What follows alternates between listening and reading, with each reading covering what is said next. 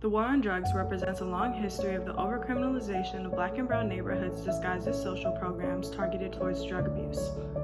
President Nixon began the war on drugs in 1971 and declared drug abuse public enemy number one.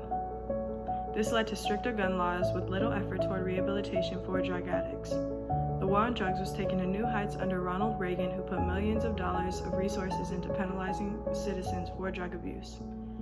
In 1986, Congress passed the Anti-Drug Abuse Act, which created mandatory minimum sentencing for those using or selling narcotics. The government announced a $7.9 trillion plan for the war on drugs, with 70% of that going toward law enforcement and prisons.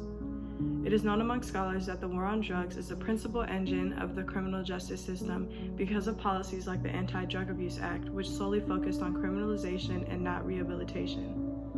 Millions of people have been incarcerated because of the war on drugs, and a majority of people are people of color, and specifically Black people. The war on drugs has harmed Black and brown communities because of the heavy reliance on over-policing. Black and brown people have been failed by law enforcement because they are disproportionately targeted, and they also receive racially skewed charges. Black and brown people have also been failed by judges, political officials, and policymakers, and especially Nixon, Reagan, and their political advisors for allowing these inequalities to exist since the 1970s. Advocates have fought against the war on drugs in various ways. Many states have begun the process of decriminalizing marijuana. Some states have also created syringe access sites to help stop the spread of HIV and AIDS, which also provides safe spaces for those addicted to drugs and leads them on the path to recovery.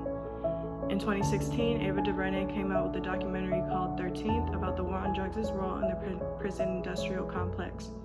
This shed light on the war on drugs and bolstered conversations in mainstream media on the effectiveness of the war on drugs and its generational consequences on Black and brown communities.